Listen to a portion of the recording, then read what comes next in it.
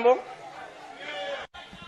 Thank you very much, Madam Speaker. Let me begin by greeting the Commander-in-Chief and President of the Economic Freedom Fighters and all members of Parliament of the EFF.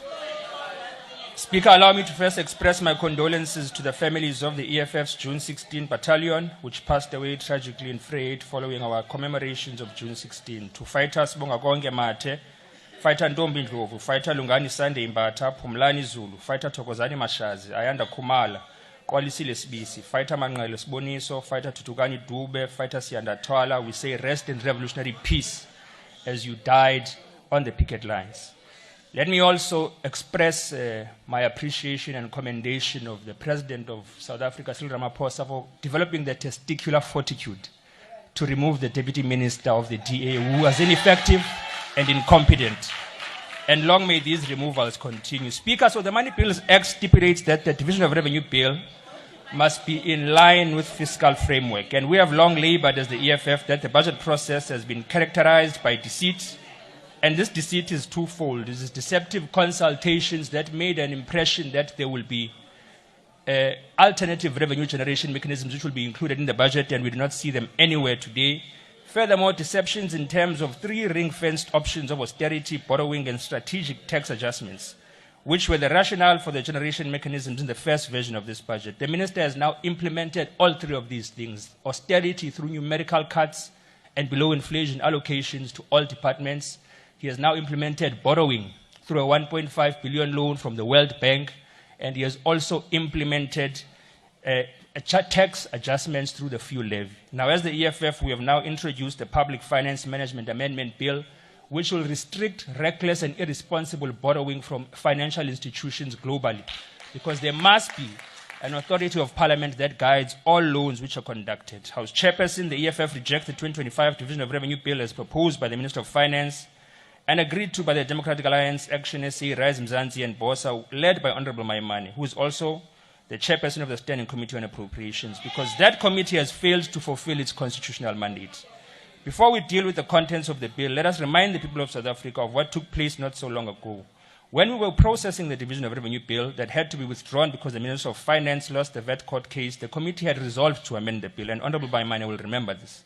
We had agreed that more than half of the 257 municipalities are in financial distress, with 20% of them not financially viable at all. That means they are unable to meet even the most basic obligations required to deliver services.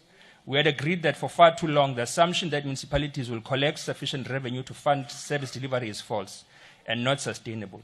The majority of our people are unemployed. The economy is stagnant, racial inequality continues to deepen, and we have more than 12 million people without work, 12 million people with no ability to pay for services even if they wanted to.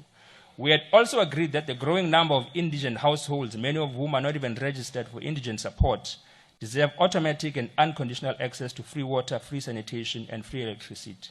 We also questioned why the National Treasury has reduced indirect grants to municipalities. Why allocate only 61 billion in direct and indirect infrastructure grants when studies and reality show that municipalities need over 122 billion?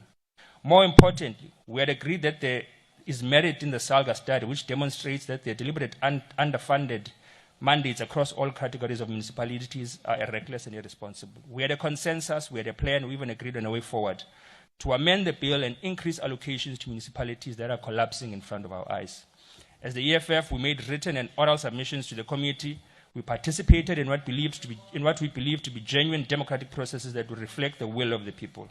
We propose that allocations to municipalities should increase from 9.5% to 14%. This would increase the local government share by 88.4 billion. We were specific about where the money should come from. We propose funds must be reallocated from non-essential expenditure such as ministerial imbizos, provincial events, excessive travel, catering, inflated consultancy fees, and the corrupt tender system that has become a source of looting. We emphasize that education and health must not be touched. These are essential services, services that serve the poor and the working class who cannot afford private schools or private hospitals. The committee resolved that the proposal should be assessed by the Parliamentary Budget Office so that an objective analysis could guide decision-making. Honorable Maimane, the chairperson of this committee, himself proposed that we consider SALGA's model of equitable share split. We welcomed this proposal. It was a moment of political maturity and collective commitment to finding common ground. We had an opportunity to make a difference, to amend the bill and give our people water, sanitation, roads, refuse collection, and dignity. We had an opportunity to end sewage leakages in Deep Sloot, in Alexandra, in Nyanga, in Kayamnandi, where the Democratic Alliance governs, in Umlazi, in Tembisa, in Orange Farm, in Soweto. But all of that was ignored just because the so-called government of national unity had already agreed to maintain the status quo, even though it was not working. Parliament has thus been reduced to a rubber stamping exercise. We are now presented with a bill that offers no solution to the fundamental challenges of local government. It is a copy and paste of failures. The equitable share formula has remained rigid, outdated, and fails to respond to the current needs of our people. It continues to favor historically advantaged municipalities and ignores those deliberately underdeveloped by apartheid and neglected by democracy. There's no urgency in this bill, no emergency plan to intervene in dysfunctional municipalities, no special allocation for collapsing rural towns where raw sewage flows into rivers, where people walk for kilometers to collect water from a borehole shared with livestock. There's no consideration of youth of this country, young people who could be employed through municipal programs.